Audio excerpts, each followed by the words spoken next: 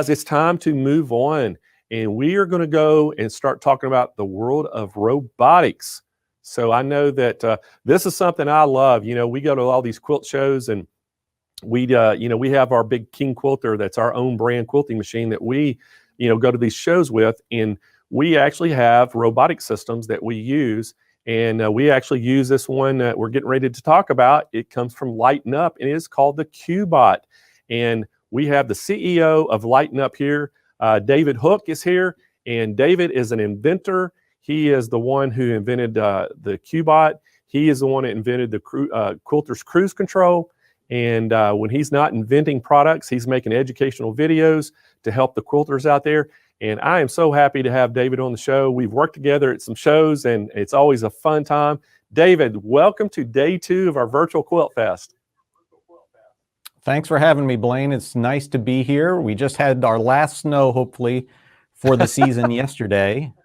Oh my gosh. I can't wait to come out to San Diego again.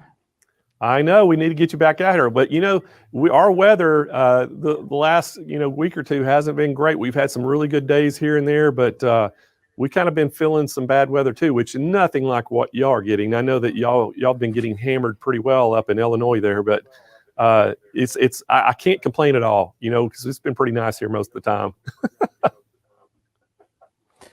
Yeah, I from us in the Midwest, yeah, it's hard to hear anybody from California complain about anything. But you can keep the mudslides and the earthquakes.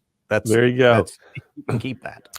So, we were talking about, I introduced you about the robotic systems. And as you know, I love the robotics. I demonstrate the Qbot on our machine when we're at a lot of shows. And I know that you've worked in our booth with us. And it's just amazing what the robotic systems will do. And, today we actually had 2 machines on our show that people asked about robotics. And you actually have a robotic system that works on both. And one of them was the Handy Quilter, that new Moxie, and the other one was the Baby Lock Gallant. Yep. And you have a robotic system that goes right on both of those. Great pricing. Yes. We're going to talk about that today. And then we have a robotics that fits about everything else out there. That is correct. We fit just about every frame and just about every machine and just about every combination. We'll work with anybody to get a Qbot on their system. And today I'm actually demonstrating on the Moxie, and I'd like to get right on into it because we got some good stuff to show. Let's show it. I'm ready to see it. All right. So with Qbot, one of the nice things about Qbot is that it's very intuitive, precise, and amazing. That's our tagline. And what I'd like to show is just looking at the tablet here, our interface is very easy and intuitive to use. And I wanted to just get into demonstrating for you guys. So let's go into pattern quilting. What are we going to use pattern quilting for? Well, just about any design you put on your quilt is a pattern. So quilts are basically broken into blocks. You have block quilting to do, and then you have edge-to-edge quilting to do. And in between that is a border, a corner, a sashing strip. But all of those things are just variations of block quilting or edge-to-edge quilting. So one of the simplest things to do with Qbot is just a block. So what we do is I'm going to select the points of the block outline. I'm going to pretend what I've got here on the fabric is just a square I put down on a plain piece of fabric using a Sharpie, but it represents a block. And to the left of my needle, you'll see this little red dot. That's our laser pointer. And when I'm selecting points, I'm actually selecting points with that laser. We have a calibration. The laser is a small addition to the Qbot system. But we have a calibration that lets me know the precise distance from that point to the needle. So when I'm selecting points, don't focus on this needle part, focus on that little dot part. So I'm going to go around and select points. And all I do is tap my screen. I can tap the screen hitting the set point button like I just did there, or I can tap the screen if I'm busy looking down at the quilt. I just tap in the field on the right of my screen. And I'm only going to select 4 points. so we can make it go along a little bit quicker here. But we can select any number of points when we're quilting. And we're just defining the shape. So I've defined the shape. You can see it in red on the screen. And I'm going to put in a block. Let's do this one here. And the design pops in. But if you look at the corners, you know, what if this were a real quilt? Well, now I'm quilting beyond the borders of that, and that's going to look a little bit sloppy. So I'm going to hit modify, and with Qbot, moving the design, you can use just a single finger to move it, 2 fingers to size it, or 3 fingers to rotate it. And when it comes to the ease of use with Qbot, what we do is we have 3 ways to interact with the Qbot system. 1 is always with your fingers. 2, we have little nudge buttons that we can nudge the design a little bit at a time, or rotate it a little bit at a time, a degree at a time. And then the third thing is to actually type in a value for all of those things, to move it, scale it, or rotate it. So here I have it. I think that looks good, you know, for what it is right now. And we're done. Let's just say we're done.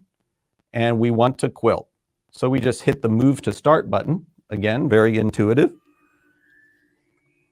It moves to the start. And here I like to pull up my bobbin thread. So I just do a needle up, needle down, pull up my bobbin thread. And I'll hold these.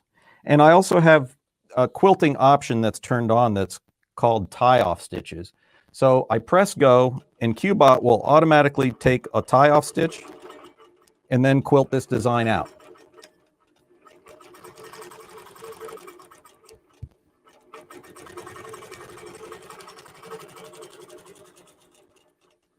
One of the things that's nice with Qbot is that as it's quilting here, just about everything we do with Qbot is the same thing. We just select points, place our design, modify it a little bit if we need to, and then press move to start, and then press go. That is Qbot in a nutshell. Another thing with Qbot we get asked a lot is, well, why did you come up with Qbot? And our whole company is basically based on things and the desire to make things easier for the customer. So we came out with our Quilter's Cruise Control, for instance. And then we were at quilt shows and free motion quilting and showing that stitch length regulator. Works great. But then we got very busy and we lost the ability a little bit to do free motion quilting. Plus, when you're standing at a quilt top that you've pieced and spent all of that time on, and now you're just looking at it, oh, what am I going to do? And I don't want to ruin this thing. So what Qbot does is it allows you to envision what you want to put down on the frame and on the quilt top. And then Qbot does the rest, and you get professional looking results right away. So it doesn't matter that it was me doing this or somebody who had just set up their Qbot. All you had to do was select 4 points, pick a design, and press go. So that's a kind of a neat feature in one of the mainstays of the Qbot system. We're done with this block. But sometimes, you know, we have quilts that when they're pieced, the blocks are just a little bit off. You know, they're not exactly squares. And one thing with robotic quilting or automated quilting is when you're quilting with these things, they are going to make everything perfect. And there's nothing that makes you feel a little worse when you're quilting is that your piecing is a little bit off, but the quilting is perfect. To the viewer, they just know something's not right when they see that perfect design in there in something that's just a little bit off. So we have a feature called 4-point quick scale that takes care of that. And I've got a block on the quilt here that is just a little bit wonky. Well, it's more than just a little bit wonky. It's kind of skewed and almost a trapezoid. So what we do in that case is we use 4-point quick scale, and then we follow the instructions. And we're going to choose the upper right point. Now the upper right point is right here, and I'm pointing again, I'm looking at my laser light. Now if this were a real quilt, and let's pretend that everything we're doing today is a real quilt, we're going to come in just a bit, maybe 1/8 of an inch to 3/16 of an inch, because you don't want that design to go right into the seam, lines. So we're going to press and set that point. Now it says to choose the lower right, which we do. Now it says choose the upper left. And now the lower left. And again, I'm just staying in that area a little bit. Now you can see on the screen that, whoa, that is kind of a crazy block. But never fear. Let's just put in that design. And Qbot automatically skews that design, rotates that design, stretches it, and makes it fit perfectly in that space. So now we'll move to the start point again. I like to pull up my bobbin thread. Keeps the back of the quilt nice and clean so we don't have to find those little enders when we're done with the quilt. And we'll quilt this block out again.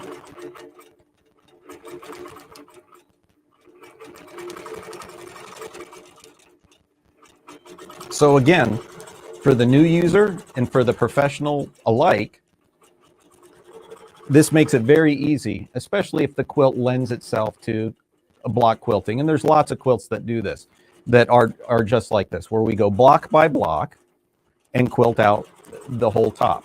Now, one of the things that new users, one of the questions we have and one of the things that we see with new users is they want to quilt all of the blocks at once across the quilt. And I recommend not doing that. I recommend doing block by block. And the reason is that we quilt on textiles. These textiles are flexible. Fabric, if you've done embroidery, you know fabric eases in. And if you have and that's embroidery where it's really, you have a stabilizer even, and then the fabric on top. With a quilt, you have a backing, then you have a batting, and I use a low loft batting, but there's others that use a higher loft batting. And then you have the quilt top on top. If you select all of your points along the quilt at once, by the time you've sewn down that first block, everything else on the quilt in that row has now moved to a different position. So when you say you want to go to the next block, if you've set everything up and you go block by block using the same selected area, you're going to be off 1/8 of an inch or 1/4 of an inch. And the robots, they don't pay attention like our human brain does, where we can compensate. A robot has a reference point based on the quilt frame. So we do block by block, and then everything comes out just fine. So here we have that second block. Pull up my bobbin thread again, trim those threads, and everything fits in beautifully. So we've accomplished the first block, which is just a standard straight on block, simple scaling, rotation, no problem. 4-point quick scale, which takes the drudgery of, worrying about having that block look slightly odd when it's, a perfect block inside of a slightly odd space. Okay, the next thing we have to do is we look at an edge to edge. So here on my quilt top, I've got a spot here, and this represents an edge to edge quilt. So imagine yourself that this is a little mini quilt or large size quilt, but we're just doing a small section here. But we have our left side and our right side, and the rest of this is where the batting would come out, and then the edge of the quilt where we have our clamps. Now we're going to do an edge to edge design across that. Again, we go into pattern quilting, and again, we're looking at that dot right there. We're going to set points that define the boundary.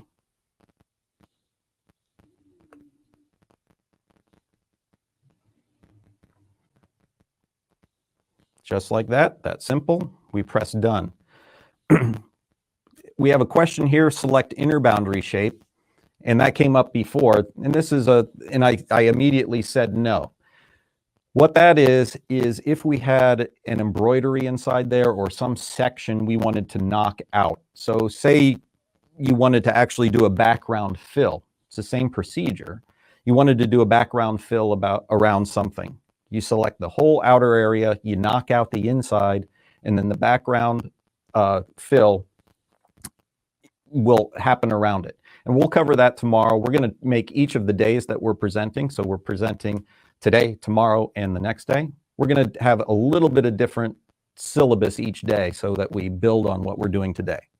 So we have that, but we'll get to that tomorrow. But for today, we're going to say no. So now let's put in let's build out actually a nice edge-to-edge design. So I'm going to choose this. This is kind of a neat design. It's not an edge-to-edge design, is it? That's like, well, that's like a block. So what we're going to do is we're going to modify that.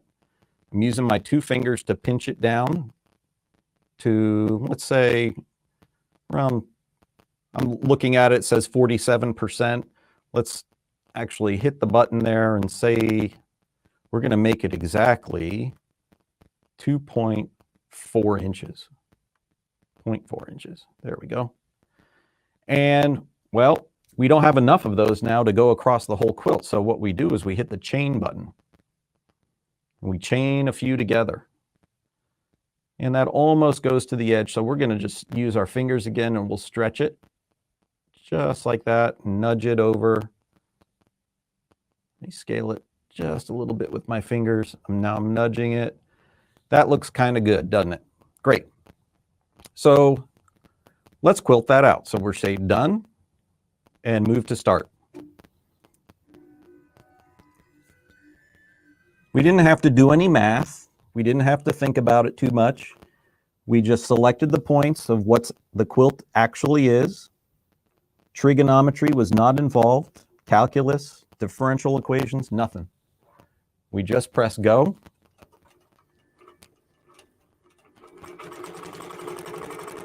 And now we're quilting that out.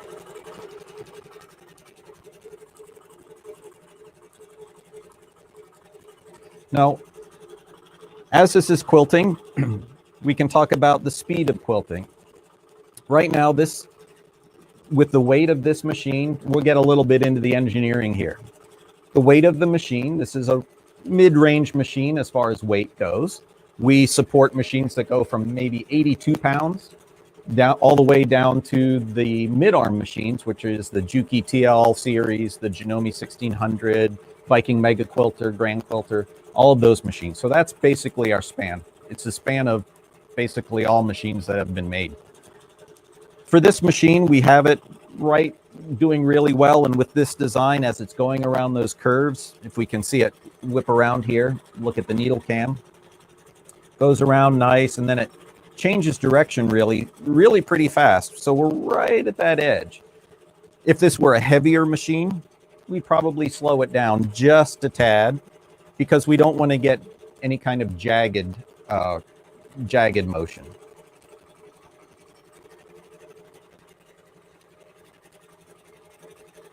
So we're coming to the end. And again, let's pretend that this is an edge-to-edge quilt. So we've quilted a row all across the quilt, and we're coming to the end. Now we have to do the next row.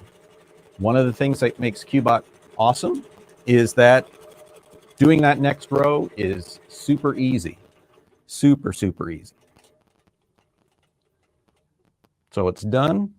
We'll do our tie-off thread again. If I can get my fingers in there. There we go. And here we go. We're going to do that next row. Well, with Qbot, doing the next row is easy as saying overlay. Now, overlay would put it right on top of that. Well, we want to modify that. So now we just drag it down with our finger. Now we're in a dilemma because this design really doesn't want to do that unless it were something that is in, say, a piece of maybe a bag, or you were creating some fabric. We really want it to be like that. But now we have a problem because it's too short. It's not going to go off the right. It's going to end too soon. So we hit the chain button and it adds another row. But as you know, if you're quilting an edge to edge and you get to the edge, you have the quilt top, you have the batting and the backing. And if you go off the top and then come back around, there's a good chance you're going to catch the top, it folds over, and now you've looped your thread around your hopping foot. And that's like, oh, you got to cut it out. It's just a pain. So what we do is we just trim. And we're going to trim to the boundary, left and right boundary. So we trim it and then say done. And now it's trimmed. So all we have to do now is move to the start point.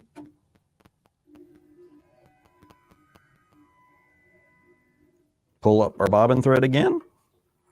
I keep repeating that just so that we get into a good habit. Press go.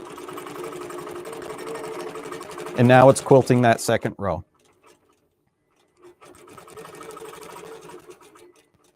While that's quilting, let me show you some of the things. Let's show some examples here of block quilting.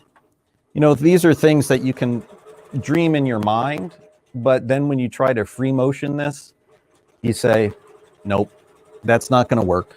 And then you get sad. But with Qbot, you can do this. It's just a block. You select some points and press go.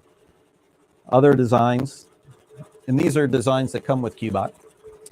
Another block, similar with the feathers and all of the nice close lines. When you have things like that, it's almost borderline embroidery, but it's not. It's quilting. But things like that for table settings. Blocks like this, where there's back stitching. As this goes around, it comes back and back stitches beautifully. That's the precision we talk about with Qbot.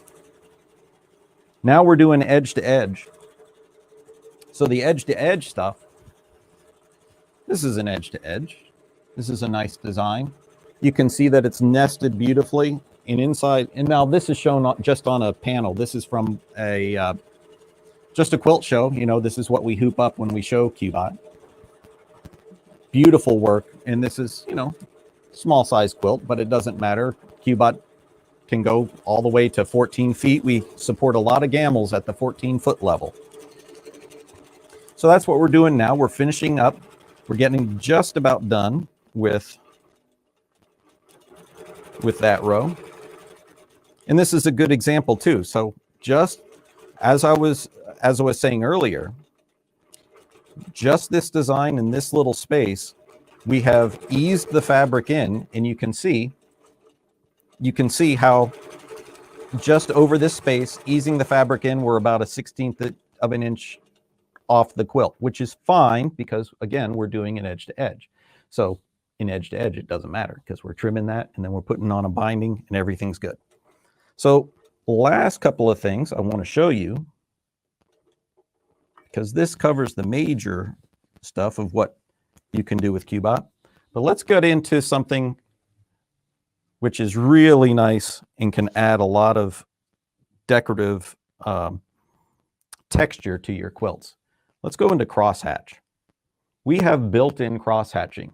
So no rulers are needed, and we can do some really kind of great stuff. I'm going to select some points around the boundary.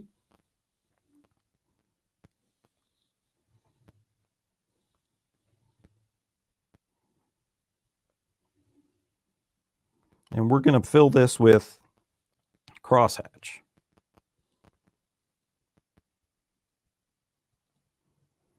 Now it has automatically populated. You can see on the left side of the screen my spacing. I'm going to make that just a little bit bigger because I don't want to take all day.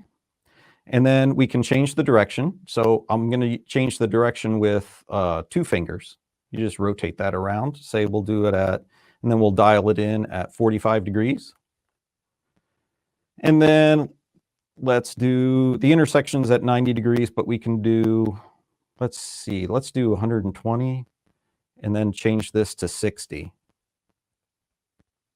So there we have cross-hatching there. We're going to stitch the outer boundary and we'll press done. We have other selections there, which you would use for certain applications. if you're doing, and I'll show those applications in a second. Pull up our bobbin thread, press go.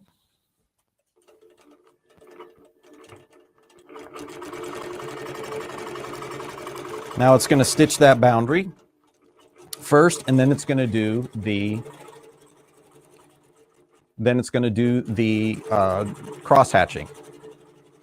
Now, an example of cross hatching, well, I'll show you some examples while it's doing that. If you get really tiny on your cross hatching, now it looks like darning, and you can add some really creative elements to your quilting.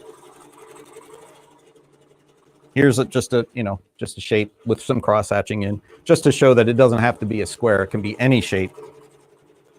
Like here's another design where we did some cross hatch fills in these flower petals. Here's another design. We got lots of them. One of the nice things, we did a ring bearer's pillow for a wedding, and this is silk with a matching thread, and just the texture alone from this is really kind of cool. And all of this is cross hatch fill here and here around a block that comes with Qbot. One of the things that I like to do a lot of is, because my wife, she makes bags, use the crosshatch feature, and this is just a backing, some foam inside, and then a canvas type material, and then you crosshatch that, and the texture is amazing. This also has decorative stitching that Qbot does. It's under the applique feature, which we'll show tomorrow. Decorative stitching where we can stitch and have a blanket stitch with angles. Everything looks really nice. And here's a leather example with the crosshatch in the diamond pattern. And nothing adds texture like, cross hatching. So back to what we've done on the frame here. Everything came out great, and it was just that easy.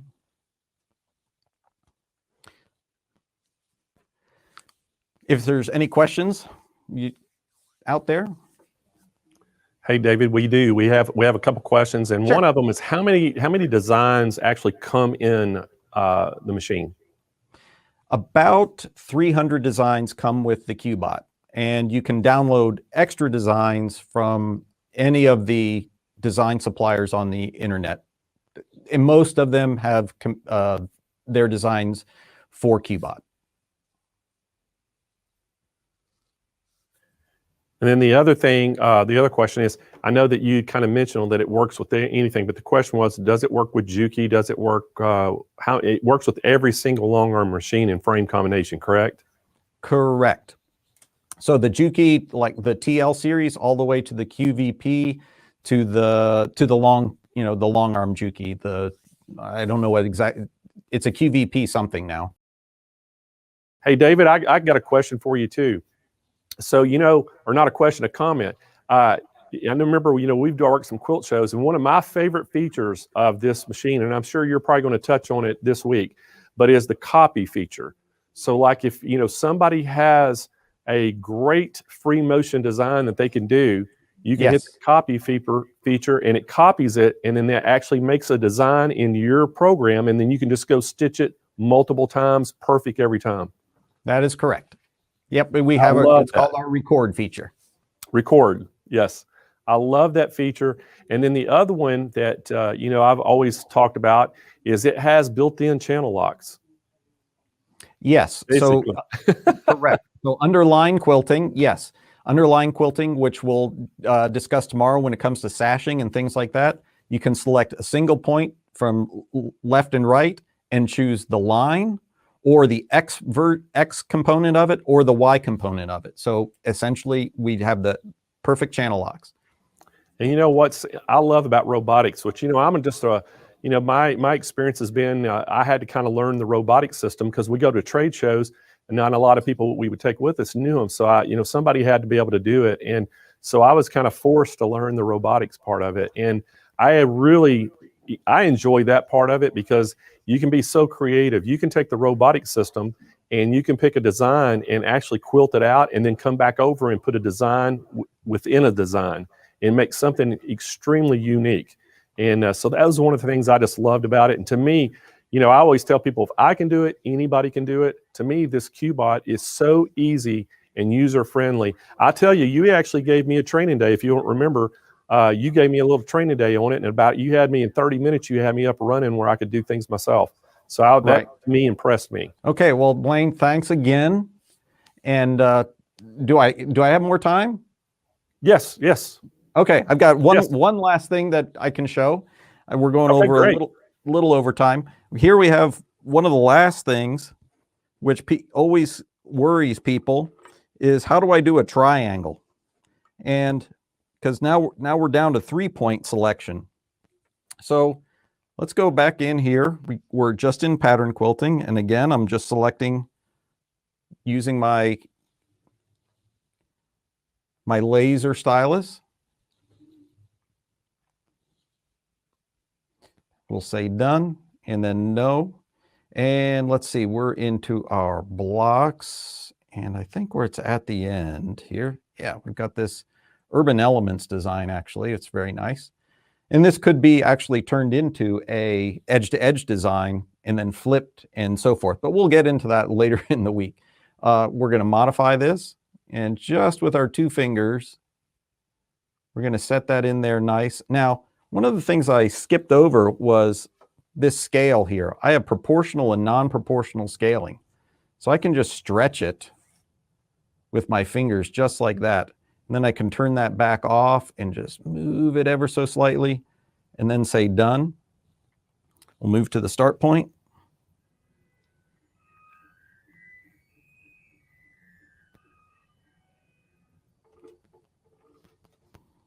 And here we go. And then we just press go.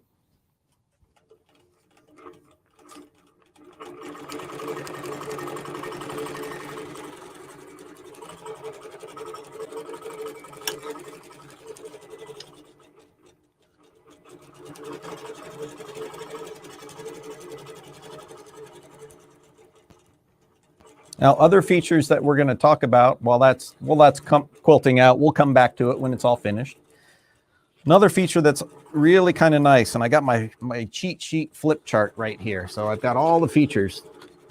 And well, here, getting back to that crosshatch, you can tell I like crosshatch. Here's when we knock something out, and here's when we actually use the background fill feature right here, that little thing. We'll get into that. Here's our line quilting. So you were talking about doing the X and the channel locks. Well, the channel locks is just a subset of our line quilting. So with line quilting, so you've got and we'll try to get this to show nicely here. Say you have a block, and say this were between sashing strips or something like that, where you can't really put in a design because it would be too dense. And we're talking maybe if it were like a 2-inch block or something like that. You can just select the boundary and then use our pillow function and repeat function. And it creates these nice little elements like that to fill in a space, just so that it's tacked down and doesn't turn into a puff ball when the quilt's all quilted out. Similarly, we have this kind of an effect where we've placed echoes around lines with our line quilting, or just point to point. But when you're doing in the ditch stitching, super easy with line quilting. You just align your laser point down the ditch, and then you just press go, and it will stitch in the ditch for you. So, you know, it makes it very, very easy. It takes that control out of your hands and puts it into the Qbot, and it does a better job going down a line. And then another feature we have is called our applique stitch. Now, I showed it on that bag, which had the like a decorative version of the applique stitch. I'll show that again, where we've stitched, we've set our stitch width. I'll come a little bit closer to the camera there. There we go. So we have our stitch width. You can see we've set it there, and our stitch length, and then we can change the angle, and we can do it on one side or both sides. Well, here on this little thing, on this applique, we have a blanket stitch going all the way around this element. And we do it in little blocks, because applique stitch is one of those things that it puts a lot of stitching in one place and can ease the fabric a lot. So we break this design up into 4 elements, and then we do a blanket stitch or an applique stitch around that, all done in Qbot. And it's like a decorative stitch. It's really kind of cool. Then we can go and do an echo. We have an echo feature to do that, to go around the block. Blaine mentioned the record feature. This is kind of my Quiltosaurus here. There's the original. And then once it's saved, you can play it back and just, you can do that with, say, your signature name or a signature thing that you do as a quilter. So those are the features we have in Qbot, and tomorrow we'll get into a little bit more, show a little bit more of Qbot V3 Pro. One of the things that I want to be sure that everybody knows is that the Qbot V3 app is available on the Google Play Store. So the hardware is in the back and it has motors that move everything. But the software, the app, is downloadable on the Google Play Store or on the Amazon App Store. And the user provides their own tablet. Now with the Moxie setup, we provide the tablet holder. We have a bracket under here, and we have a tablet holder that holds up to a 12-inch tablet. So that comes with the Qbot, but the tablet itself, the user buys, as long as it's an Android tablet, runs the Android operating system, about $100, $110. And then you download the app from the Google Play Store, and all of the updates come through the Google Play Store as we release them, if there's a bug or something like that. So that's what we have. And that's kind of our ecosystem and how we, how Qbot is packaged and how it comes together. David, that's great. I tell you, I'm a big fan of the Qbot, and I love using it. And again, it's so easy, and I just love the interface. And people a lot of times think that just because it's a robotic system, they're like, oh, it does it all for you. But you still have to, be creative. And I tell people all the time, yeah, it does the stitches and it makes it perfect and it makes your life easier.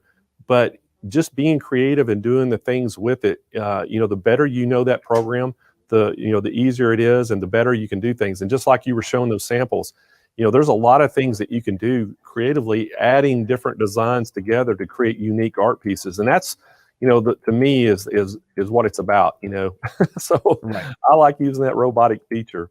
But again, hey, David, we sure do appreciate you coming on here. I know you're going to be on here again tomorrow, and we're going to go more in depth. And thanks for the little bit of overtime.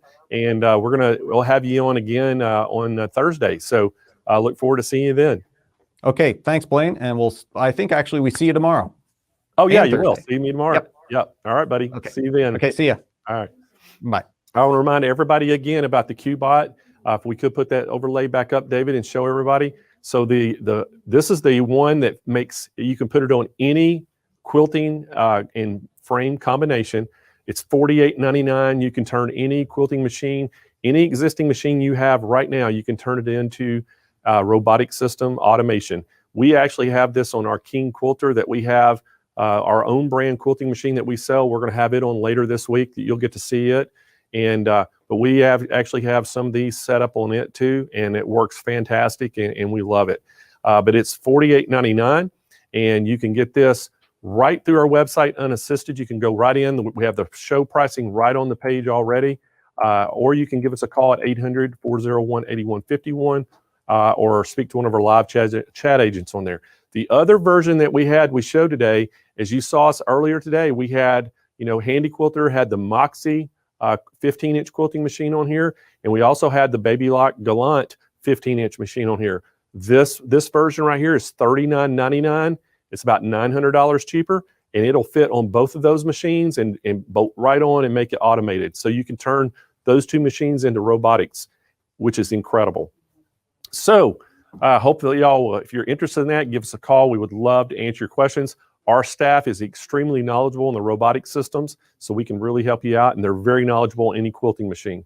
Guys, next up, and we have David Hooke is back. He's the CEO of Lighten Up. He featured that Qbot yesterday. We're going to feature that Qbot again today. He's going to go more in depth with some things that he talked about, yesterday. So welcome back to the show, David. Hey, Blaine, how are you doing? I am doing fantastic. How about yourself? Doing great. Ready for day two? We're ready. We got you kind of scratched the surface of the Qbot yesterday, so we want you to just dive right in and talk about all the other features that thing has. Okay, great. So let's get started, get right into it. I'm going to go over to our tablet. And one of the things I was talking about yesterday was applique quilting and echo quilting. So let's get right into applique. So we will go to our applique echo right here. And in fact, before we do this, I'm jumping ahead because I think we're going to be running short on time. I'm trying to jump ahead as quickly as possible. What I want to do first is I want to do a fill quilt behind this applique that I put on this block on the frame. So let's do some fill quilting first. So we go into pattern quilting, and I'm going to use my laser offset. So if you see down here with my finger, when I'm selecting points, I'm using this little red dot right here. Nothing's associated with the needle. I'm just using this red dot. So I'm going to choose the quilting area, and I've sewn out on this sheet of fabric what looks like maybe could be a quilt block with some sashing, because that's what I want to focus on today. So I'm going to select the outer boundary and say done. And yesterday, when it said we had this select inner boundary box, we said no. But today we're going to say yes. We're going to select an inner boundary shape. So we say yes. And I'm going to outline this little hexagon because I don't want to quilt on top of this hexagon. So I'm going to select points around the hexagon. I'm going to get really close to it and select my boundary points around it. We're going to pretend that this is, this could actually be, we're not going to pretend. This is an applique piece that is actually right now held down with some 505 adhesive.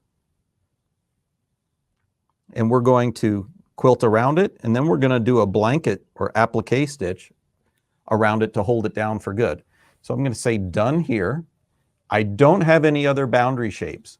If I were doing an edge-to-edge design, for instance, and I had several of these places to knock out, say it's a tumbler quilt or something like that, and there's a section, say it's a fussy cut section, or has some words that you don't want to quilt through, or a design you don't want to quilt through on the fabric.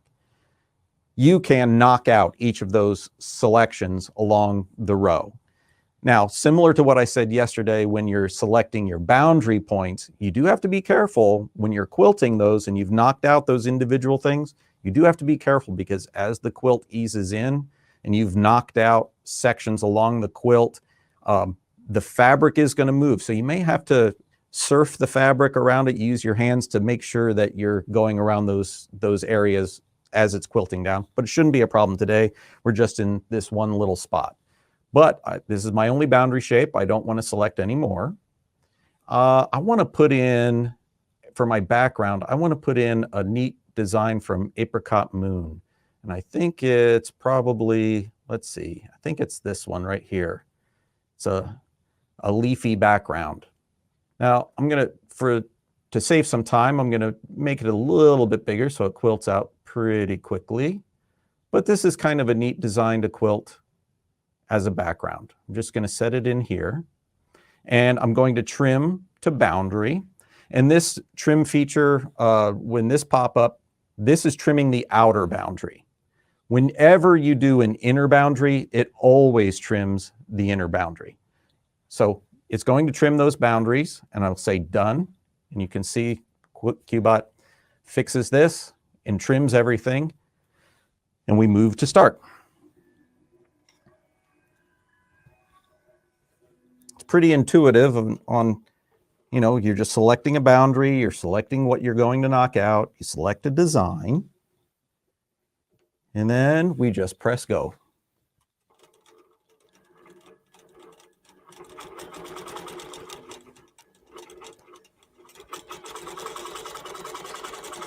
Now that design that I selected, that was an edge-to-edge design that we're going to use as a background fill. You can use any design as a background fill because it's just a design. The Qbot doesn't know. It's just ones and zeros and coordinates to the Qbot.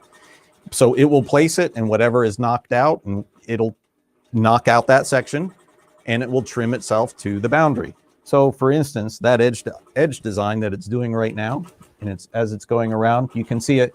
I guess let's look at here. You can see on the fabric, it's gone around it and it's knocked out around it, but it's filling out the background. Well, that design is this edge to edge design, which is by itself is also a really nice edge to edge. Now, as I was saying, if we can go back to the needle cam here, if we're quilting something and this were an edge to edge, and as it comes back to the hexagon here, if it was doing something strange, sometimes you have to shift this with your hands. It's just the nature of working with fabrics and battings. For this demonstration, we have a low loft batting, and I have, you know, a uniform top here. So we don't have a lot of seams. So it should be very tight, as you can see there, very tight to how I've selected those points. But when you're actually quilting a real quilt, it can be that stuff starts to move. And I keep mentioning that a lot because what we want to make sure that everybody understands about robotic quilting isn't just setting points, even though we try to demonstrate it as such. It isn't just setting points and letting it go crazy. You do have to be paying attention to it. And that doesn't matter which robotic system you use. So we've done that first row.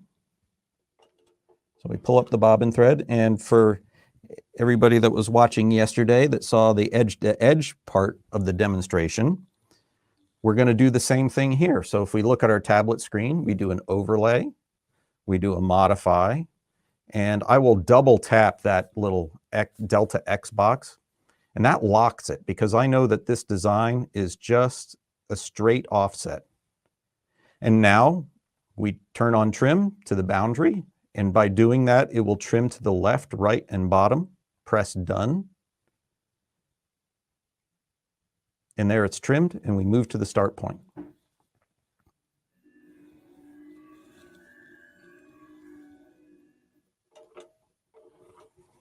So again, just that simple. There's no magic. The magic comes in, like I keep saying, the magic comes in when we're getting close to these boundaries that we've knocked out. We just pay attention.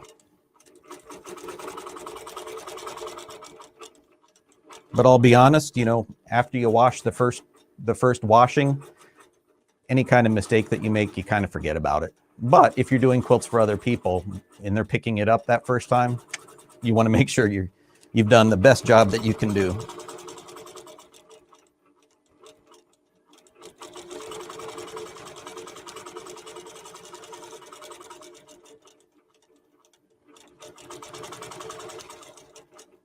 One of the things that you see when Qbot's quilting here is you just see the precision that is inherent in Qbot.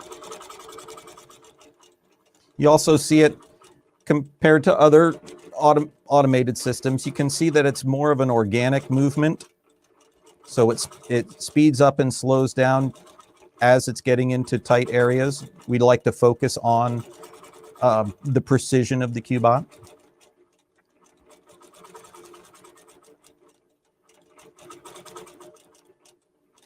So this is just an applique here. This could also be an embroidery design that you want to not stitch over.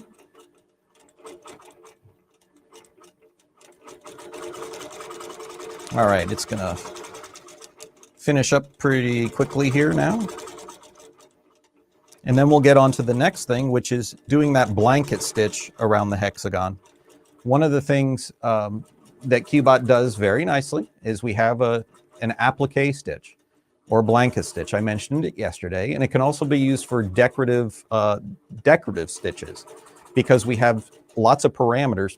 We have 3 parameters that you can tune, but being able to tune the length of the stitch width, and whether it's on either side of the seam that you're choosing, and the angle of those things, you can get some really, really neat effects. So let me pull up my bobbin thread again.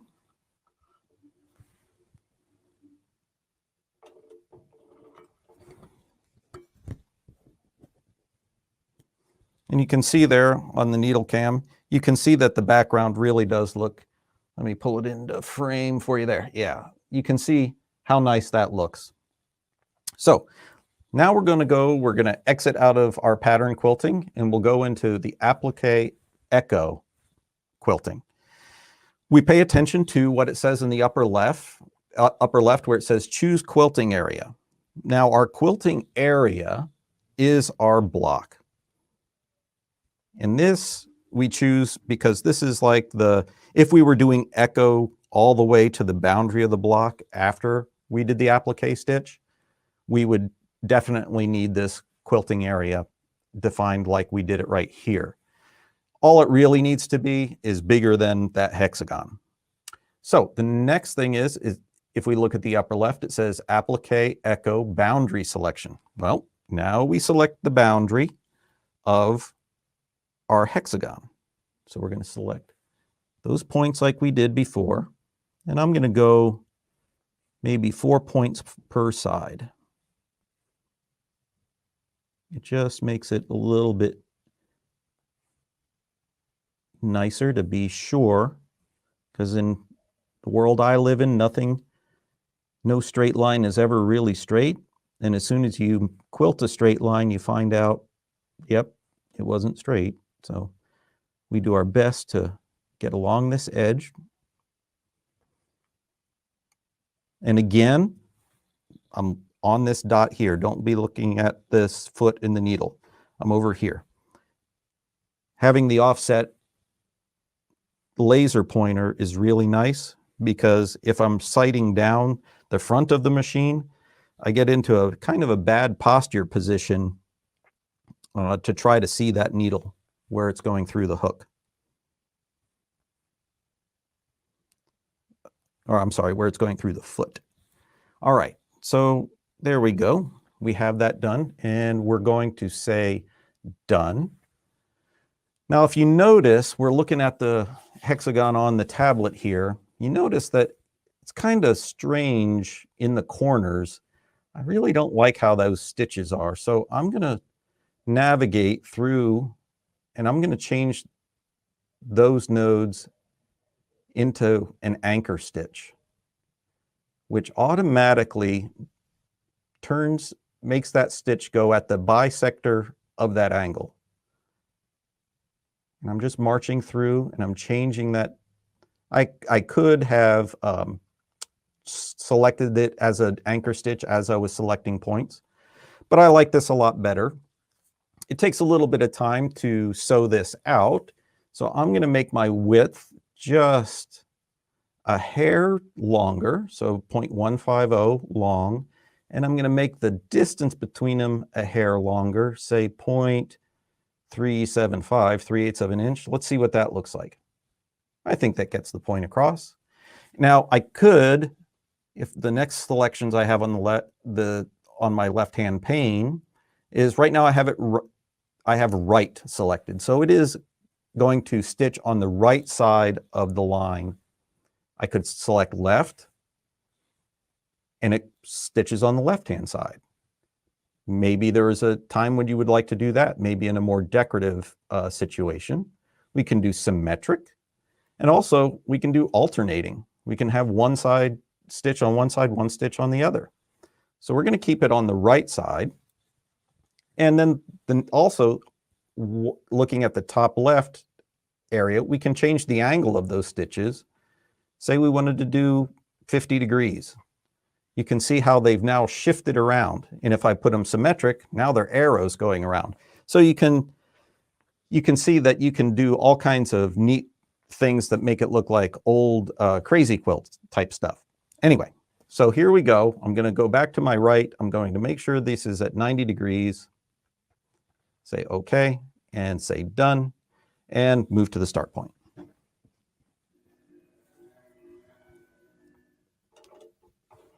There we go.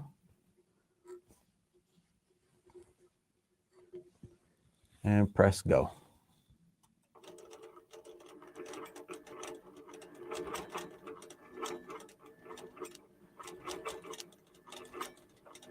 You can see on the needle cam here, as it's marching around, it's going and stitching those lines beautifully.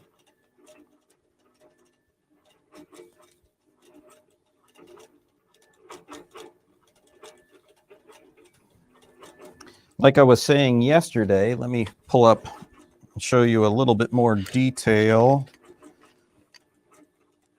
here. So here we have another applique that has the echo around it. This is what we're doing here. We're doing this applique stitch. Let me get it closer. Let me focus here. Make sure we can see that as nice as we can. Okay, there we go. So here you can see we're getting that nice detail in here and those stitches at those corners. And for you sewers out there that do this on your sewing machine, you know that that stitch right there, getting that, it can be a bear sometimes. So anyway, let's get us back in focus. If you could, Shelly, put it back on that camera so I could put, there we go. I think we're on focus there. All right, close enough. All right, so here we have it done right here on the frame, and it looks great. Might be a little difficult to see. But anyway, it looks great. One of the other features, we're going to exit this. Well, before we exit from the screen, we see this echo button. We can do an echo quilt around this, echo quilting around our hexagon. But I'm going to show you that on another block. So we'll exit out of here and we'll do applique echo, and we'll just quickly do some echo quilting around this design, which could be an embroidery design. But I quilted this out earlier. And we're going to choose our quilting area again, which is the outer boundary.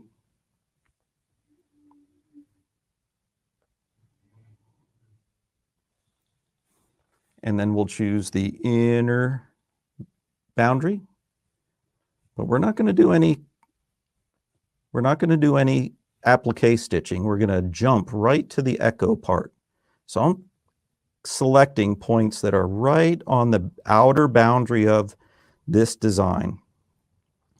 Say this was an embroidered block in a quilt, and then you had really some high loft batting or two layers of batting within the quilt, and you wanted to get a little bit of a trapunto effect.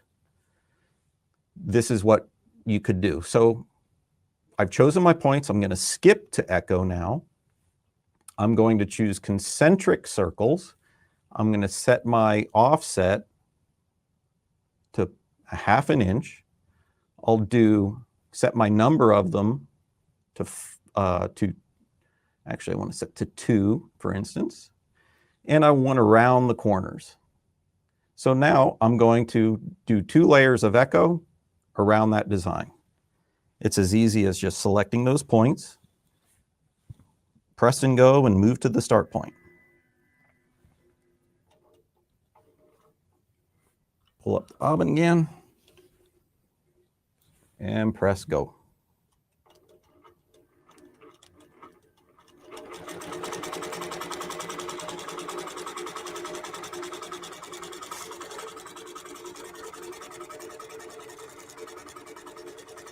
After this is done, we're going to get right into line quilting. Line quilting seems like, well, it seems like a simple thing to do. You know, how complicated can line quilting be? Well, the good news is line quilting is not complicated. The other good news is that you can do lots of cool stuff and lots of designs. Let me continue. I'll do the next echo. You can do lots of neat effects with line quilting, and you don't need a design. You just have to have a little bit of imagination, and you gotta just play a little bit. So this will quilt out,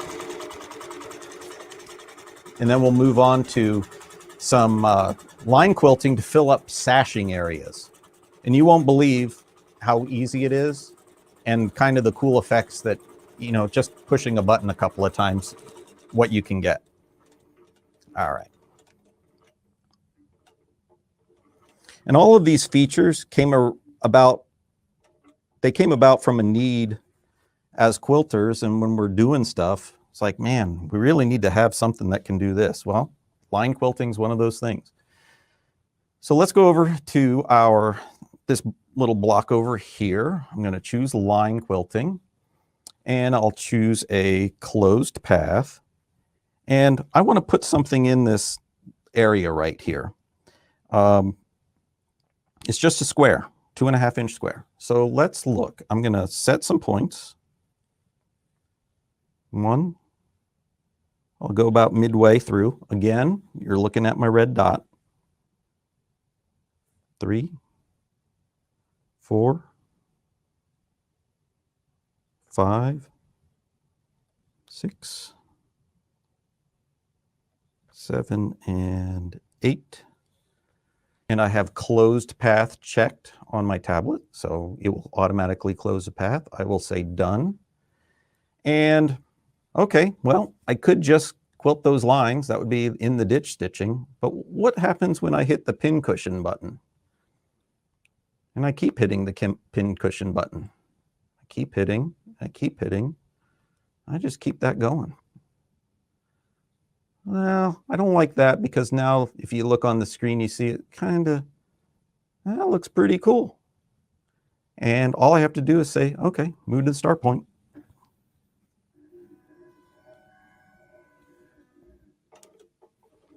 Pull up the bobbin thread again. And press go.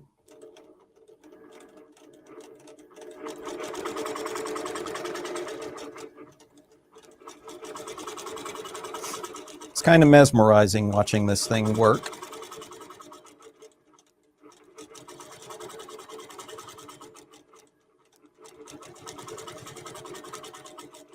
So just that easy. All I did was select, I don't know, 1, 2, 3, 4, 5, 6, 8 points. Yeah, maybe 8 points, and hit the pin cushion button 4 times, and then I made this design. That's incredible. Now, say I want to continue to use this design in my quilt. I just save the pattern, and I call it a cool, if I could spell, cool thing, and save it. Now that's saved, so that when I want to go to my other blocks, say the other intersections, if I wanted to continue that, I just pull that design up in pattern quilting. Just that easy. Let me pull up the bobbin thread and show you some other neat things. Everybody knows how to draw a 5-pointed star. Say I've got this block over here. I got another one over here. Well, let me exit this design, and I will go back into line quilting, closed path, and I just want a star in here. So I just set points as if I'm drawing a star with a piece of paper and a pencil.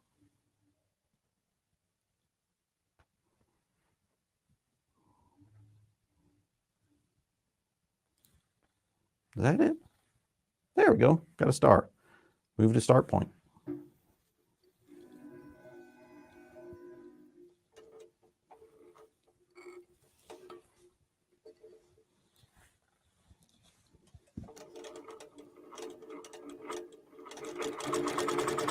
So line quilting is a very powerful feature. You can do in the ditch stitching. You can see the precision that it's doing it. So if you wanted to do in the ditch stitching, you just select your points along the ditch. And, you know, and like I always say, nothing's ever really perfectly straight in the quilting worlds, but you select points along your ditch, and you can do in the ditch stitching just as easy as it did that star. One of the other things that it can do is, which I'll show you here, because I've already quilted this out. I thought we might run a little short on time, but if you come over here, so I did this before, this scallop design right here, this is just line quilting. What I did was I had this, you know, just a sheet of paper, lined paper, and I marked intervals along that line. I set it down on my quilt top like this, and then I selected those points. Click, click, click, click. And then I did the pin cushion, or the opposite, which was like the pillow button, and it bumped it out like that. I quilted out the first row, saved it, and then did pattern quilting and just kept overlaying and modifying to get that effect. If we have a little bit of time, I'll just get it started over here in this block. Go into line quilting. And this one is an open path because I'm not going to close the design off. It's not a box, it's just a line. But I'll show it real quick. Select a point, 2, 3, 4, 5, 6, and 7. That's it, done. And then all I do is that. That's it. I could make it alternating if I wanted to, make it a sine wave or something. I could keep it symmetric. We could do both sides. But that's all I want to do. Move to start.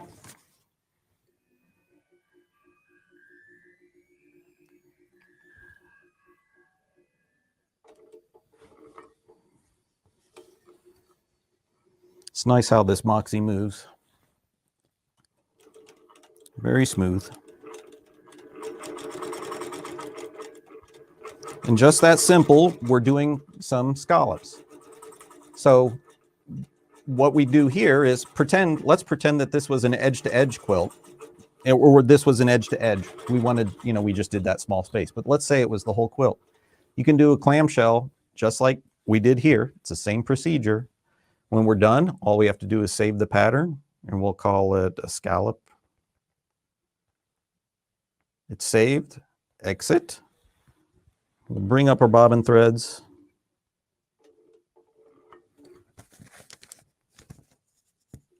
Now we go into pattern quilting to finish this off, or I'll just show you quickly how we move on to the next row. I'm selecting a boundary. You think I'm going crazy here. And again, I'm choosing it with that laser dot. All the boundary is in Qbot is a way for you to see how you want to place a design in an area. It does very little with that boundary as far as calculation goes. No inner boundary shape. It's now a saved pattern. I'm going to put my scallop in there. I modify it, make sure it's about 100% or so. Say OK.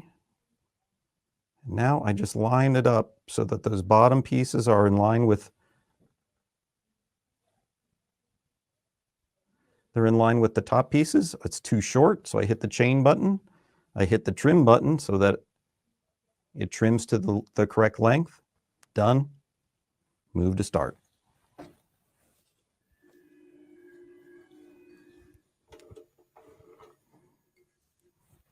All right, I think our time is just about up. We'll get this going though. And if Blaine, if there are any questions, any comments? Hey, David. Hey, David, I got one question for you. Somebody's wanting to know, does that do a satin stitch? Does it do a satin stitch? The answer is correct. Yes. It can do a satin stitch with the applique stitch. And what you do is it'll take a long time to do this. I mean, we don't want to say that it's going to be like a satin stitch on your sewing machine where it's going at 1,000 RPM and doing a beautiful satin stitch like that. But what it will do is, well, I'll show you. I'll just show you really quick. It's probably easier to show it on the screen than it is to describe it. So say I want to satin stitch along a line. We go to Applique Echo. I'll select, I just need to select an area. This is where the area doesn't matter. Done. And now our boundary here, we're going to just do just a straight little line here. And say done. What we would do, the best we can do for our satin stitch is choose symmetric. And then we would choose a width is fine. We would do it on both sides, and our length, we would make, say, the width of thread, which is maybe 0.01 inches. And you can see that it basically turned that into a black line. That's basically a satin stitch. Now, I do have a sample from yesterday. Let me pull it if I can find it. Let me see. Oh, I thought I had one. Where it was a flower where I made it was a crosshatch, and I made the spacing so small that it was basically looked like darning. So this would be the equivalent satin stitches of one line. And you could also do an area and use crosshatch fill and make the spacing tiny, and it just looks like, you know, a uniform darning. All right, very good.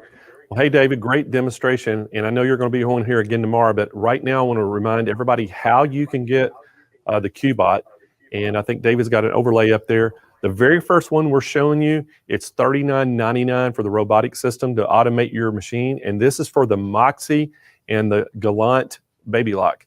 This is the only automation right now on the market that's available for the Handy Quilter Moxie or the Baby Lock Gallant. And so they have this where it'll bolt right on and make your machine completely automated with that robotic system. The next one we have is the other robotic system. It's $48.99, and this will work on just about every machine that's on the market right now. From the Gamels all the way down to a lot of the Handy Quilters. It works on our King Quilter.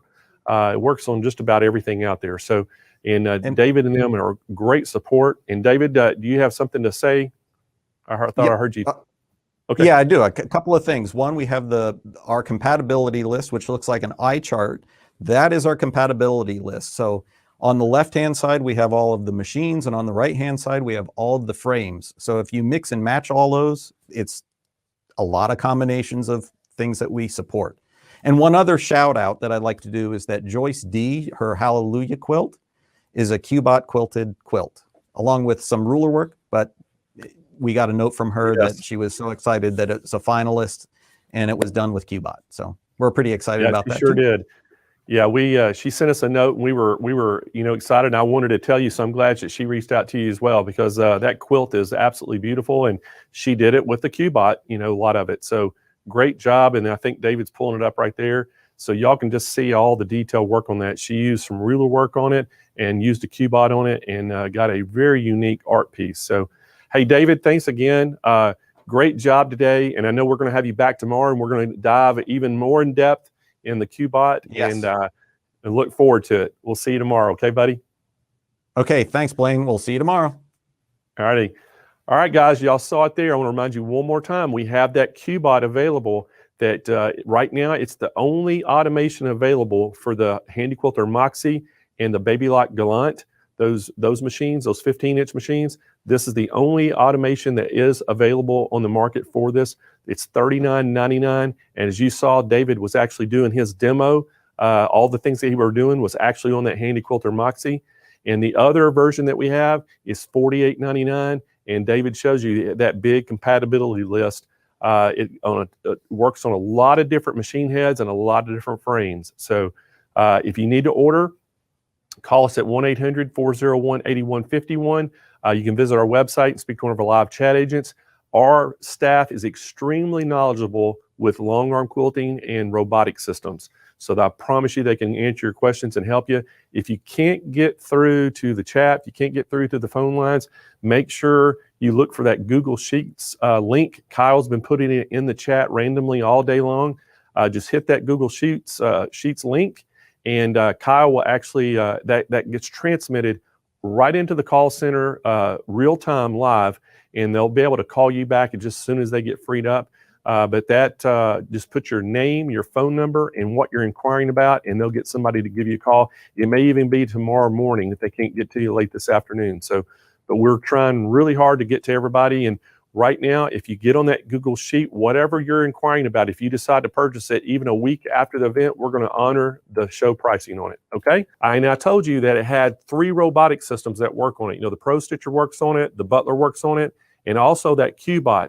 And speaking of Qbots, Hey, we have the CEO of Lighten Up is up next, and David is here, and he's been kind of going through the Qbot, and he's showing all the different things that Qbot will do, and we're going to just expand that again today. And you know, the Qbot, great thing about it is y'all seen some machines on our show so far that he has a Qbot for. So that new Moxie from Handy Quilter, he has a Qbot that fits on it. It fits that Baby Lock Gallant, and then he has another version that fits just about everything else out on the market. So, and it fits our King Quilter. So, David, welcome back to the show. We're so happy to have David Hooke here.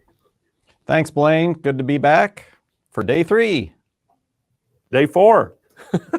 Day 4. Day 3 for me. Day 4 for you. Day 3 for you, but yeah. All right. So I'm ready to see what you got for us today, man. Okay, so on our first installment, we went through Qbot V3 and we did the basic pattern quilting for blocks and edge to edge.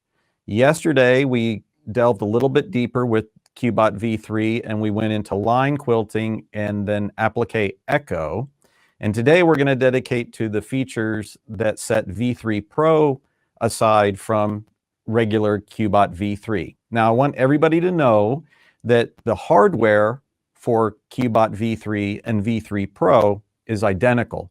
So if you buy Qbot V3 and download from the Google Play Store the Qbot V3 basic app, that's great. And if you, at any time you want to get into the V3 Pro app, it's just another download from the Google Play Store or from the Amazon App Store. So all of the features you see today, I'm using V3 Pro. In our previous 2 installments, the one from Tuesday and Wednesday, that was just the base V3 app. Okay, so let me start up my tablet here and get Qbot V3 Pro started up, and we will connect to the hardware. One of the things that there were some comments in the chats from our previous installments was, how is it connected? And it is a Bluetooth connection, so it's wirelessly connected. And you might see some wires here right now coming out. That's just a charging cable and the HDMI cable, which is going through so you can see the tablet screen. Okay, so it's a wireless connection. On the Moxie setup we have, it also comes with the tablet stand that mounts to the top of the machine. Some machines we have a tablet mount, some machines we don't. Because it's wireless, the tablet can just sit on the quilt. But let's get right into some of the most frustrating things you can run into if you're a quilter. So if you're bringing in work from other quilters, or maybe you had an unfortunate circumstance with one of your own quilts and piecing, one of the things that is extremely frustrating to me is when you have an edge to edge or a border where the boundary is not exactly perfect. And then you fit in a design and you can tell immediately that it was robotically quilted. I alluded to this yesterday. So let's look at this right now. Here, if you can see on my needle cam, I have purposely put in a boundary that is a little bit wonky. And let me go through there and you can see that boundary is wonky, but the design is perfect. And you see this gap here? It's not great. And then it's tight up there. Well, what if there were a way to just automatically compensate for that? And there is. And I'll just pull this away. And we have a feature in V3 Pro called Smart Fit. And what Smart Fit does is once you've selected the boundary and placed your design, you press that Smart Fit button and it automatically changes the and scales the design differently as it's going across the quilt. So let's just make that happen. So I have a blank space here on my canvas, and we're going to do that right now. We're going to quilt an identical piece to show you how easy that is. So what we do is we just select our points. Now, in the previous demonstrations, I've been selecting only 4 points for a boundary, or maybe 6 points or something like that. Now, I need to capture what that boundary curvature is. So I'm going to go around and I'm going to be very careful to take my points like every 3/4 of an inch to an inch, just so that I can get the curvature of the boundary captured. Now I'm going down my edge. And we can pretend that either this is an edge to edge, or this is an inner boundary or a sashing strip that's kind of wonky. A lot of times this happens in the sashing strips because the blocks are, you can have all kinds of things, bias blocks, and just it's sewn together well, but then when you load up the quilt top thing, you try to ease it with your hands, but it still ends up just a little bit all over the place. So, all right, so I've selected my boundary. I say done, and we're not going to do an inner boundary shape. We did that yesterday, and you can see on the screen that, yep, it's pretty curved. That doesn't look so great. So let's go in, we'll choose our design. I'm going to do this button flower design again. Let me scroll to it, and I'll just pick it here. And okay, it's in there. Now I'm going to modify it so that it's within the boundary. So it's within it, and I'll chain it just like I did yesterday. You can see that, oh boy, you know, that boundary is really messed up, because if you looked at the left-hand side, it's okay, and you look at the right-hand side, it's pretty close to the end. So it's pretty wonky looking. So what we're going to do is we're going to press this button in the upper left called Smart Fit. We just click that, and now we have the chance to do enter in a margin. So this is the margin, the distance between the edge of the quilt and the quilt design. I'm going to choose a 0.150 because I like that. And look, it automatically skews and stretches that design to be the correct size. Now, if you look at the left-hand side and the right-hand side, you can see it doesn't look that great there. Well, the vertical boundaries pose a mathematical issue that Qbot solves, and this is the way it solves it. But have no fear. Just press the proportional button, so it's non-proportional scaling, and we'll stretch it out just a bit with our fingers. Ever so slightly, maybe a little bit too much there. Just a little bit more, like that. And then I'll nudge it over, nudge it up. Oh, just a little bit more. Just a little stretch. There we go. And now those weird sections are outside the boundary. Then all we do is trim to the boundary, say OK, and done. And now it's trimmed and looks great. We move to the start.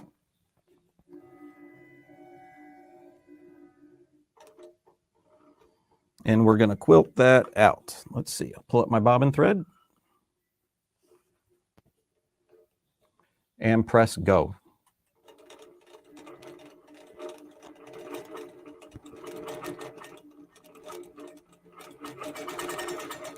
And there we go. All right. So we're going to watch that quilt out a little bit.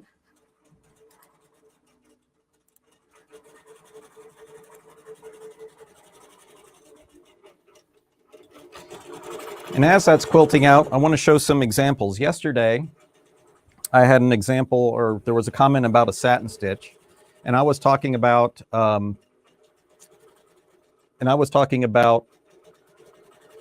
how we would do a satin stitch with the applique stitch. And then I referenced doing a crosshatch and doing very fine crosshatch, and it ends up like darning. And that's what that looks like. I showed this on the first day, and I can bring it in a little bit. We'll just focus just a bit so you can see that. And it's just like darning. It's a pretty cool feature of the crosshatch. And while it's quilting, I also wanted to show one of the things we want to do with Qbot is we want to keep the creative juices going. So feel free to play with metallics. You know, here's a block with metallic thread, and it would be really great on a pillow or some kind of home deck item. It really shows, you can see that shimmer, and these machines are great. They can use metallic thread without any problem, and you can quilt with it. We were talking yesterday about the Irina Bloom. Well, we weren't talking about Irina Bloom, but these are Irina Bloom designs and the precision. This is just amazing. That would be, even a professional would be hard pressed on their best day. I'm sure they could do this. This would be great. But the way we do this with Qbot, we just select 4 points, put the design in here, and press go. It's that simple. Here's another one. Very simple. Just like that. It's great. Another Irina Bloom is here with the circles inside, which is really, really hard to do. And it shows, this design has some back tacking in it as well. And it shows the precision of Qbot. So back to where we're quilting now, you can see that what we're getting done here is it's going along fine. It's creating the proper distance between the boundaries. And we don't see the fact that it's robotically quilted anymore. What we see is something that has been stretched and skewed perfectly, so that when the human eye looks at this quilt, it's not drawn to the imperfection, it's drawn to the design and the overall flow. Because if we did not have a design in this top row, for instance, you'd kind of barely notice that. You would allow it, your mind would correct for it. But as soon as you put something perfect in it, then it becomes apparent that there's something off. So by having the Smart Fit involved, and by using Smart Fit, we make sure that your mind's eye doesn't pick up on it.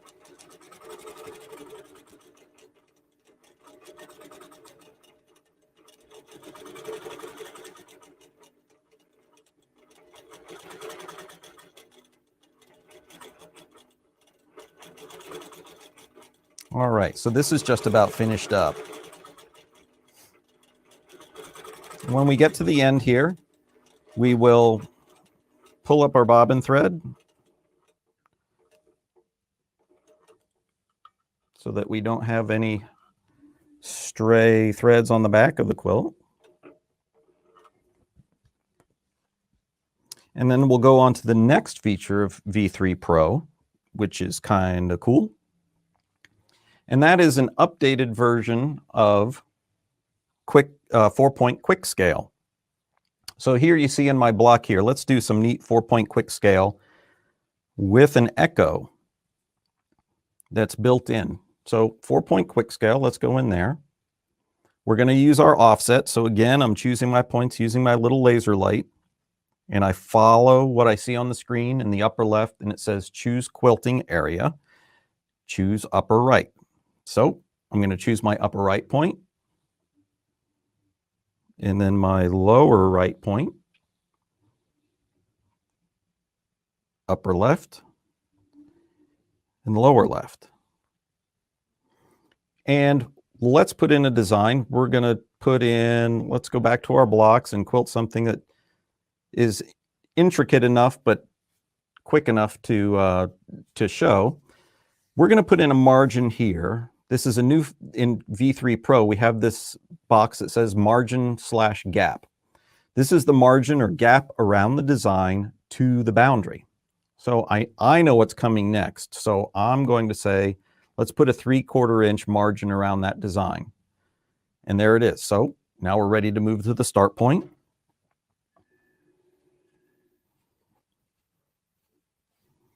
I'm going to pull up our bobbin thread again. And press go.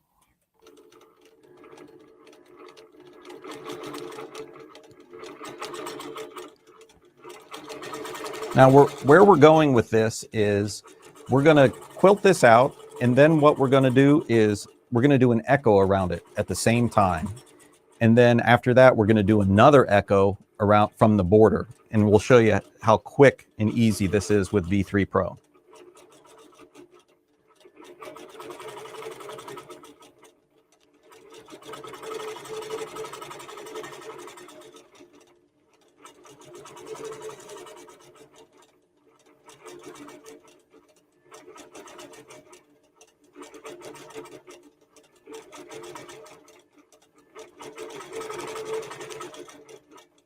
If we were using the regular version of Qbot v3, we would have had to select the points inside the boundary, 3/4 of an inch, to get this effect, which is okay, but if you're off just a little bit, then maybe things wouldn't go so well when you tried to do the next step.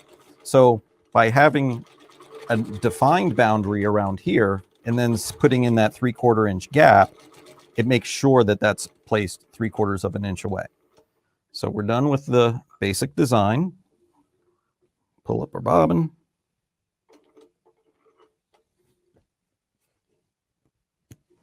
And now we have our buttons on the left-hand side. We're going to choose echo. So we're going to put an echo around this.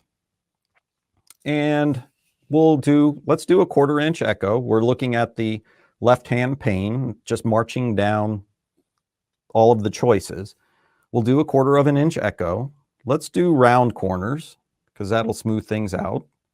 And instead of a spiral, let's do concentric. Instead of doing 4, let's just do 1. So we'll type in 1. And that looks good. So let's say done and move to start.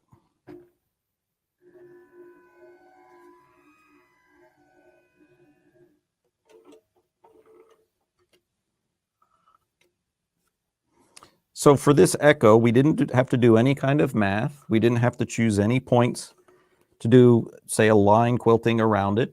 We just chose the echo button and it immediately does this nice echo.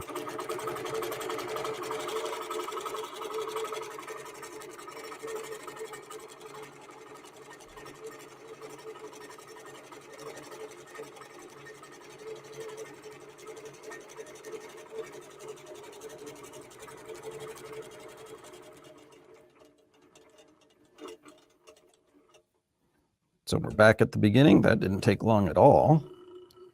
And we'll pull up our bobbin thread one more time. Now, let's pretend that this is a real block. So we'll exit from here. Let's pretend this is a real block and we want to put in a 1/4 inch echo around the block itself. So maybe it's, instead of stitching the ditch, it's going to be on this quilt, we're going to stitch on either side of the ditch. And that's kind of a handy thing to do. It's an idea to do. If the ditches are a little bit wobbly, you just stitch inside a little bit and it'll look better than an imprecise stitch in the ditch. It'll look nicer to have that broken out just inside. So same thing, we're going to go to our new 4-point quick scale, or the pro version of 4-point quick scale. Choose our upper right. Choose our lower left.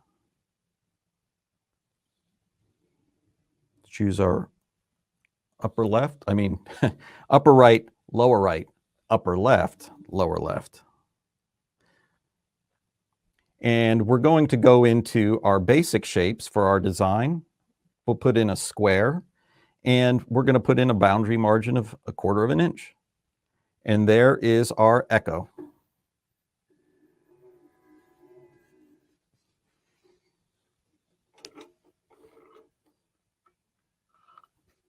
Pull up the bobbin and press go.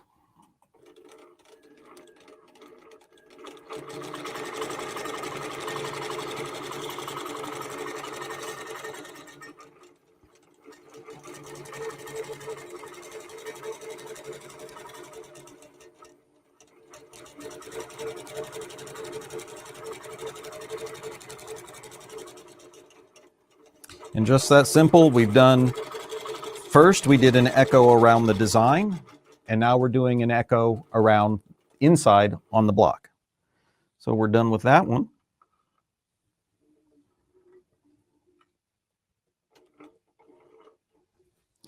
And now we can move on to the next feature I'd like to show. And it is text quilting. Every now and then, it's nice to have a little bit of text on your quilt, whether it's a date, whether it's a simple word, whatever. Sometimes it's really nice. And usually you would have to go to a big software program and type that in and then make a quilt design and then quilt it out. So what we're going to do instead is just press our text quilting button, and we're going to generate that text. So let's do fun, because this is fun.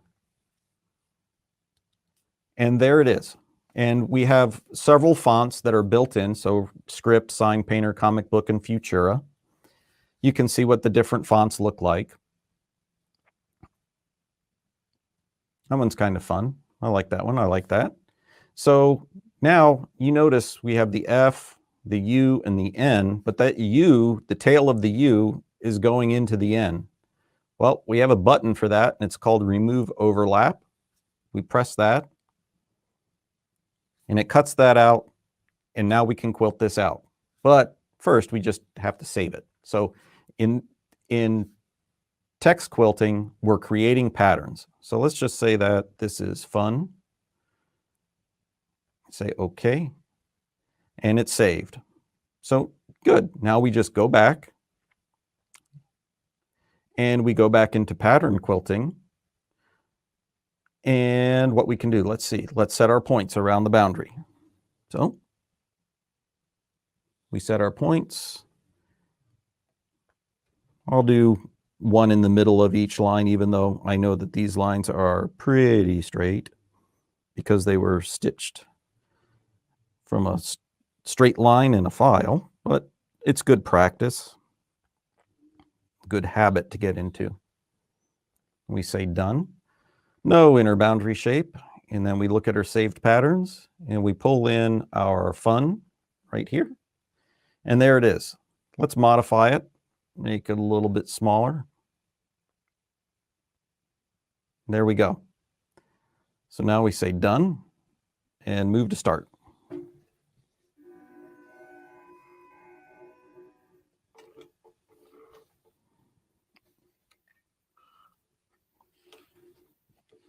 And we'll press go again.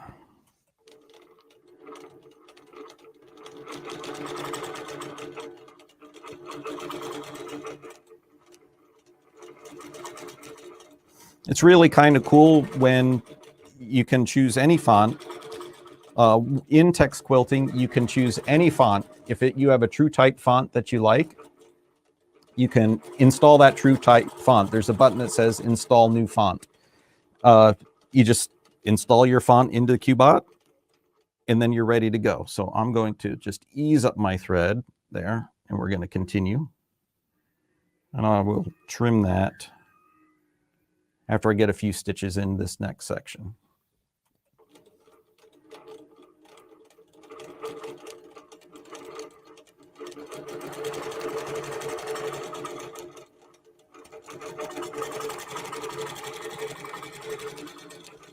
So this is going to cover up or finish out the word.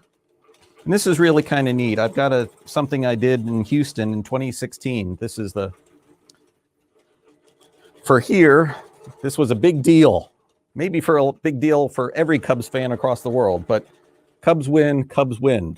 And you can see quilted this out, and then we have the cross hatching actually there too, and little snowflake design down there too. So, but here, so we did Cubs win, and then the date right here. Pretty cool.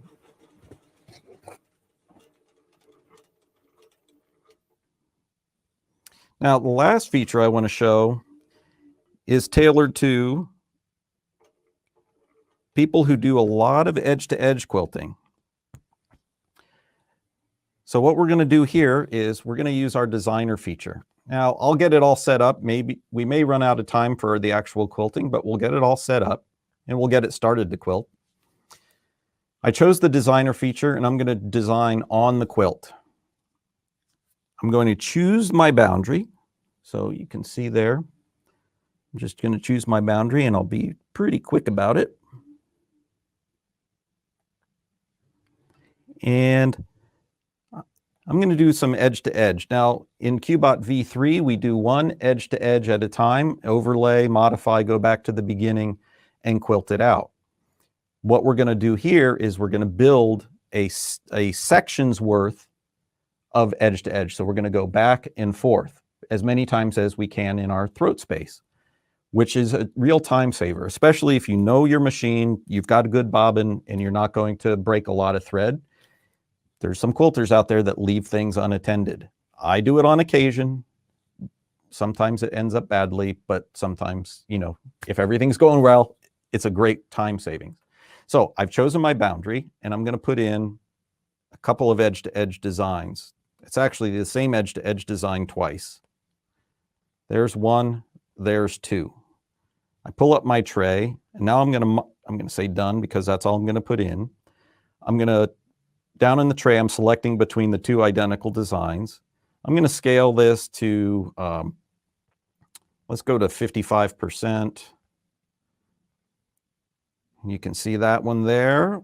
Nice. Now we'll move to the other one, and we'll scale that one to 55%.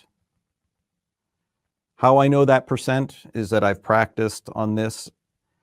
You may need to go back and forth, and I'm going to set up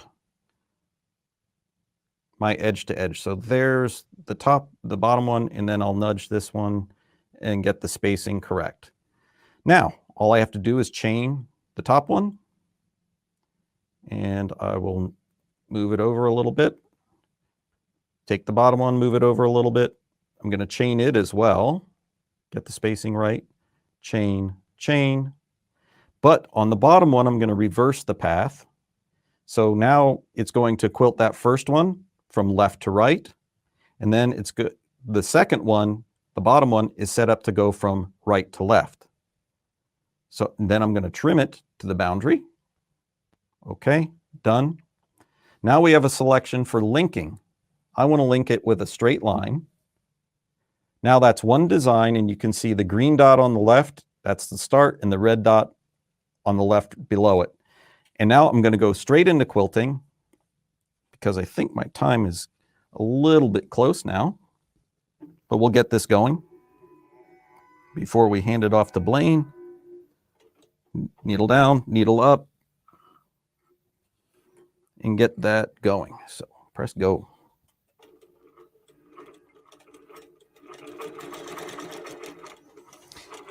So just that easy.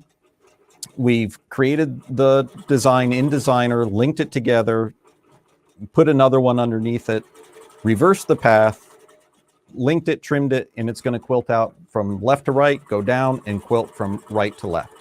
So that's pretty much all of the new features in Qbot V3 Pro.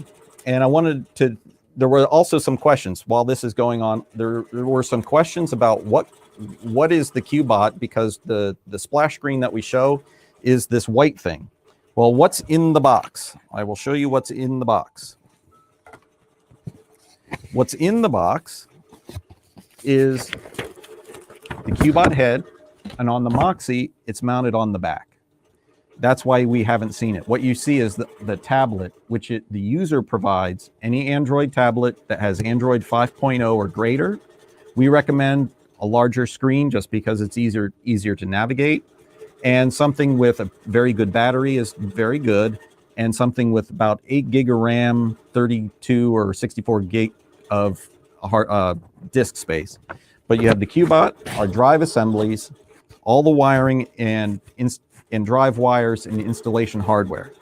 It also comes with installation disc for the frame you have. If you have certain frames, they have videos. Certain frames have paper instructions, and then all of the tutorial videos come on a CD or DVD. They're also available on YouTube. We have a playlist for that, and Shelly can bring that up for you right now. So there you see our playlist, and you can start here and you see all of the different features that we have. Another question we get is, well, what tablet should I get? I'll tell you that all of these tablets have run Qbot V3 and V3 Pro. Size, we've gone from very small, 7-inch or 6-inch tablet. It's not the greatest when you're trying to navigate menus, but it works, all the way up to, the standard 9 or 10-inch tablet, which it basically is really the perfect size. So, Blaine, that's all I have for today. If there's any questions out there. Well, hey, David, I think there was a couple questions. And Kyle, do we have those questions? So one of them says, can you upgrade from the regular to the Pro? Okay, there is, so from regular Qbot V3 to the Qbot V3 Pro, it's just a different app in the App Store. That's all it is. So in the App Store, our current pricing, now this is on YouTube, so and it'll be there forever, but the current pricing as of this date in time, the regular app is $14.99, and the Pro app is $299.99 or $299. So that's the difference. So it's the same kind of thing. You just download it, just like any app on your phone. You just download your app to the tablet. Any updates, any bug fixes, anything, any new features for each of those apps, we upload to the Google Play Store, and it's automatically comes to you. Okay, it uses great. the same hardware. All right, and then another question is, they want to know what machines this will work on. What machines? Shelly will bring up the compatibility list. So we support all machines from the mid-arms. So that would be the Juki TL98 series, TL98E. So that's an older Juki, but that TL series that are the 9-inch throated machines. Similar to that are the Janome 1600 and Viking Mega Quilter, FOF Grand Quilter, and HQ Handy Stitcher, maybe it is. Then we also have the Brother 1500 and so forth. Now, those machines, those machines do need to be stitch regulated. So we have the Quilter's Cruise Control for those. So that Quilter's Cruise Control is a stitch length regulator add-on to those machines. Then, so those are the mid-arm machines. Then you have all of the longer, loose group, but long arm machines, which is the Moxie, is probably the smallest of the long arm machines. And that goes all the way up to Gamels at 30 inches that we have Qbot on Gamels at 30 inches and 14 feet. So that's a pretty good range. It sure is. And one more question, David. Can you import designs that you already own? Yes. So if you have designs that are PLT format, so the Qbot reads two designs. One is .4QB and the other one is .plt. So if you own design packages, say you have another system and you ordered a design package that came with, you know, QLI and I think HQX and all of those different extensions, but PLT is one of them, then you have the design. We did get a question in the chat yesterday. Can I use an embroidery design, a single line embroidery design? And the answer is probably not. And the reason why is that embroidery files place stitches. So there's a point for every stitch. And it's really not a continuous line. And we've had users that have tried that, in the Qbot will start and stop at every stitch, and it's painful. So so that you would need to get true quilting designs, vector files. Hey, great, David. Well, hey, I think that wrapped up all of our questions. And what we want to do is we're going to show everybody how they can get this thing. And again, David, if we can put that overlay up, I'm going to show everybody exactly what we're getting. So the first one that we're looking at right now, it's $39.99. And this is the one that's going to fit that Moxie. And that actually David was doing all his demos on the Handy Quilter Moxie there. This also fits the new Baby Lock Gallant. So this one makes both of those machines animated, so you can or automated, so you can do the robotics. And then the next one we have is $48.99, and this is the one that David was saying basically fits all these other machines. They showed that compatibility list. You know, goes all the way up to a 30-inch machine with a 14-foot frame. So it works on a lot. This is actually the one that works on our King Quilter as well. So we have it for our King Quilter long arm, and it works extremely well. So great pricing on these guys. If you need to order, call 1-800-401-8151. You can visit our website at SewingMachinesPlus.com. We have live chat agents that can help you. And all of our operators on the phone are all long arm experts. They're all extremely good on the robotics, so they can make sure that it fits your machine that you're looking at, and they can help you out with this. So again, we want to thank David from Lighten Up coming on here, showing us all about the robotics, and really appreciate Lighten Up being one of our sponsors. Purchase your new machine today by visiting SewingMachinesPlus.com or stop by one of our retail locations.